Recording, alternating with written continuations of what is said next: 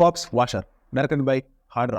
Cinema എന്ന് പറയുന്നത് ഞാൻ സത്യം പറഞ്ഞാൽ ഇംഗ്ലീഷ് പടമാണെന്ന് വിചാരിച്ച് കയറിയതാണ്. പക്ഷേ അതൊരു ഇന്തോനേഷ്യൻ മൂവിയാണ്. അപ്പോൾ ഇന്തോനേഷ്യൻ ഭാഷയാണ് സംസാരിക്കുന്നത്, അത് തന്നെ പറയാം. ചിലവർക്ക് അത് അങ്ങനെ സബ് ടൈറ്റിൽ ഇങ്ങനെ നോക്കിയിരിക്കണതിനോടൊരു താല്പര്യക്കുറവുള്ള കുറേ ആൾക്കാരുണ്ട്. അപ്പോൾ അത് ഇംഗ്ലീഷ് അല്ല, അപ്പോൾ അത് ഇന്തോനേഷ്യനാണ്. ഇന്തോനേഷ്യൻ ഭാഷ നമുക്ക് ആർക്കും നിങ്ങൾക്ക് അറിയുന്നുണ്ടെങ്കിൽ കുഴപ്പമില്ല. ഇന്തോനേഷ്യൻ ഭാഷ അറിയില്ല എന്നുണ്ടെന്നുണ്ടെങ്കിൽ കണ്ണിരത്താണെങ്കിൽ ഒരു സബ് ടൈറ്റിൽ ഉണ്ടാവേണ്ടി വരും. ഓക്കെ, അപ്പോൾ അത് ആദ്യം തന്നെ പറയാം. ചിലർക്ക് സബ് ടൈറ്റിൽ ഇങ്ങനെ നോക്കിയിരിക്കുന്ന ഒരു താല്പര്യക്കുറവുണ്ടാവില്ല, അതാണ് ഞാനത് പറഞ്ഞത്. പക്ഷെ എനിക്ക് വിഷയമില്ല, അതുകൊണ്ട് തന്നെ ഞാൻ സിനിമ കണ്ട്. അപ്പോൾ പടം എന്ന് പറഞ്ഞത് ഒരു ഹൊറർ മൂവിയാണ്, ഒരു ഹൊറർ ത്രില്ലറാണ്. പക്ഷേ അത് അങ്ങനെ ഭയങ്കര ത്രില്ലിംഗ് ആണെന്നുള്ളതല്ല, പക്ഷേ ഒരു കാറ്റഗറിയിൽ വരുന്ന ഒരു സിനിമയാണ്, ഒരു ഹൊറർ ത്രില്ലർ കാറ്റഗറിയിൽ വരുന്ന ഒരു സിനിമയാണ്. അപ്പോൾ ഈ കോപ്സ് വാഷർ എന്ന് വെച്ചാൽ എന്താണെന്ന് അറിയാലോ, ഈ ഡെഡ് ബോഡി മറ്റേ വാഷ് ചെയ്യണ സംഭവമാണ്. അപ്പോൾ ഇതൊരു ഫാമിലി ഉണ്ട്. അപ്പോൾ ഫാമിലി ഒരു മുസ്ലിം ഫാമിലിയാണ്. അപ്പോൾ അവരാണ്, അതായത് അവരെ ആ ജനറേഷനാണ് ഈ സംഭവം. ആ വില്ലേജിൽ ആരും മരണപ്പെട്ടിട്ടുണ്ടെന്നുണ്ടെങ്കിലും ബോഡി വാഷ് ചെയ്യുന്ന ആ ഒരു സംഭവം ചെയ്യണത്.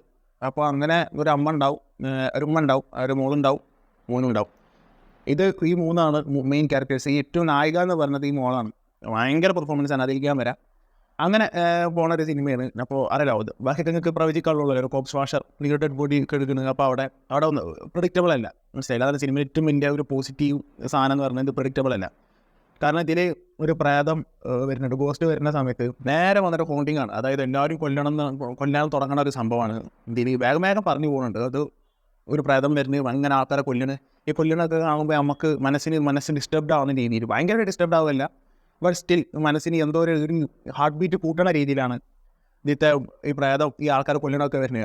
അതുകൊണ്ട് തന്നെ ഇതിൽ ആരൊക്കെ എപ്പോഴൊക്കെ മരിക്കുന്നുള്ളൊരു സംഭവം നമുക്ക് അറിയാൻ വേണ്ടി പറ്റില്ല എന്നുള്ളത് മാത്രമല്ല, സിനിമ ഒരു കിടിലം പടം. കിടിലൻ എന്ന് വെച്ച് കഴിഞ്ഞിട്ടുണ്ടെങ്കിൽ എല്ലാവർക്കും ഇഷ്ടപ്പെടുന്നത് ചോദിച്ചു കഴിഞ്ഞിട്ടുണ്ടെങ്കിൽ എനിക്കറിയില്ല. കാരണം ഒരു മെയിൻ നമ്മൾ ഹൊറർ മൂവീസ് എന്നൊക്കെ പറയുമ്പോൾ ഇതിന് മുന്നേ കണ്ടുവന്നിട്ടുള്ള സംഭവങ്ങളിൽ നിന്നൊക്കെ ഒരു വെറൈറ്റി അറ്റംപ്റ്റ് ആണിത്. കാരണം നല്ലൊരു സ്ക്രിപ്റ്റ് ഉണ്ട്, പ്രത്യേകിച്ച് ക്ലൈമാക്സിലൊക്കെ ഇമോഷണലി ഹുക്ക് ചെയ്യാൻ വേണ്ടിയിട്ട് എനിക്ക് ഇമോഷണലി ഹുക്ക് ആയിട്ടുണ്ട്. അപ്പം നിങ്ങൾക്ക് ഒന്നത് റേറ്റിംഗ് ഒക്കെ 3.5 സ്റ്റാർ റേറ്റിംഗ് എന്തോളൂ. അപ്പോൾ കുറേ ആൾക്കാർക്ക് ഇത് ഇഷ്ടപ്പെട്ടിട്ടില്ല. പക്ഷേ എനിക്ക് എന്തുകൊണ്ടൊക്കെ സിനിമ ഇഷ്ടമായി. കാരണം നല്ലൊരു കഥ ഉണ്ട്, നല്ലൊരു ഡയറക്ഷൻ ഉണ്ട്, ഗംഭീര പെർഫോമൻസ് ഉണ്ട്. ഒരു സമയം കഴിഞ്ഞിട്ടുണ്ടെങ്കിൽ ഈ നായിക ഉണ്ടല്ലോ, നായിക മാത്രം ഈ സിനിമ ക്യാരി ചെയ്തിട്ട് പോകുന്നുണ്ട്.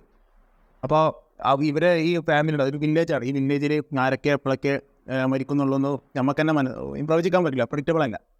അപ്പം അങ്ങനെ പോകുന്നൊരു സിനിമ നൈസായിട്ട് വിഷ്വൽസ് ചെയ്ത് വെച്ചിട്ടുണ്ട്. അങ്ങനെ മൊത്തത്തിൽ നല്ലൊരു സ്ക്രിപ്റ്റും പിന്നെ ഒരു ക്ലൈമാക്സ് തീരെ പ്രഡിക്റ്റബിൾ അല്ല.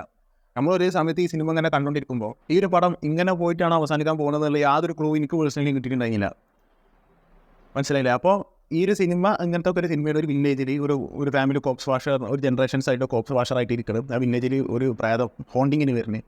അങ്ങനെ വന്നിട്ട് അവിടെ കുറേ ആൾക്കാർ മരണപ്പെടുന്നത്, അതിൽ ആരൊക്കെ മരണപ്പെടും, ഇതെന്താണ് ഇതിൻ്റെ സ്റ്റോറി, ഈ പ്രേതം എന്താണ്, ആരാണ്, ഇതൊക്കെ ഇങ്ങനെ സിനിമ ചർച്ച ചെയ്ത് പോകുന്നത്. പക്ഷേ നൈസായിട്ട് അവരത് വെറൈറ്റി ആക്കിയിട്ട് കൊണ്ടിട്ടുണ്ട്. സോ അതുകൊണ്ട് അതേപോലെ തന്നെ BGM അങ്ങനെ വലിയൊരു പ്രാധാന്യം ഇവർ കൊടുത്തിട്ടില്ല. കാരണം ഇത് എന്താ പറയുക, ഈ പ്രേതം വരിക എന്ന് പറയുമ്പോൾ ഇതിപ്പോൾ നമ്മൾ ശരിക്കും ഒരു ലൈഫിൽ ഒരു ഗോസ്റ്റ് വന്നിട്ടുണ്ടെങ്കിൽ അങ്ങനെ ഉണ്ടാവും. അപ്പം വരുന്ന ഒരു സംഭവങ്ങൾ എന്താവും, അതേപോലെ ഇത് ആണ് പോകുന്നത്. അതായത് പ്യുവർലി റിയലിസ്റ്റിക് ആയിട്ടാണ് സിനിമ പോണത്. അത് ഭയങ്കര എക്സാജറായിട്ട് ഒരു സാധനത്തിൽ കാണിക്കുന്നില്ല. ഇതിന് മുന്നേ ലൈറ്റ്സ് ഔട്ട് ഇല്ലെങ്കിൽ കോൺജറിങ്, ഇൻസിഡിയസ്, പിന്നെ ഇത് ഇങ്ങനൊന്നല്ലത്, മനസ്സിലായി. ഇത് പ്യുവർലി റിയലിസ്റ്റിക് ആണ്. പക്ഷേ നമുക്ക് ഒരു സമയത്ത് പോലും തോന്നില്ല ഇതെന്തുകൊണ്ടാ അത് ചെയ്തുകൂടാ എന്നുള്ളത് നമുക്ക് തോന്നൂല. അപ്പോൾ ചില ഹൊറർ മൂവീസ് കണ്ടിട്ടുണ്ടെങ്കിൽ ഒരു വീട്ടിലേക്ക് കയറും, അവിടെ എന്തെങ്കിലും പ്രേതശല്യം ഉണ്ടെന്നുണ്ടെങ്കിൽ നമ്മളൊക്കെ എന്താ ചെയ്യാമെന്ന് ഇറങ്ങി പോകും, ഇല്ലേ. പക്ഷേ ആ സിനിമയിൽ എന്താ കാട്ടുക, അവിടെ നേരിടുന്ന പരക്കും. അപ്പോൾ നമുക്ക് തന്നെ പൊതുവെ ഒരു സംശയം, പൊതുവെ ഒരു ഹൊറർ മൂവീസിനോട്, ഇങ്ങനത്തെ ഒരു ഹൊറർ മൂവീസിനോട് നമുക്ക് ഉണ്ടല്ലോ ഒരു സംശയം. അങ്ങനെ കാണുമ്പോൾ ലോജിക്ക് വെച്ച് ചിന്തിക്കുകയാണെങ്കിൽ അതാ ഞാൻ പറയണത്. പിന്നെ തന്നെ കുഴപ്പമില്ല. പക്ഷേ ഇവിടെ നമ്മൾ ലോജിക്ക് നോക്കുകയാണെന്നുണ്ടെങ്കിൽ അത് എന്താ പറയുക, അത് നമുക്ക് തീരെ സംശയം വരില്ല. ഇതെന്തുകൊണ്ട് ഇങ്ങനെ വന്നില്ല, ഇതൊന്നുകൊണ്ട് അങ്ങനെ വന്നില്ല എന്നുള്ള ഒരു സംശയം ഒരു സമയം പോലും വരില്ല. അതുകൊണ്ട് തന്നെ തീരെ ലോജിക്കില്ലാത്തൊരു സാധനം വളരെ റിയലിസ്റ്റിക് ആയിട്ട് എടുക്കണമെന്നുണ്ടെന്നുണ്ടെങ്കിൽ they have done a brilliant work, അത് പറഞ്ഞേ പറ്റുള്ളൂ.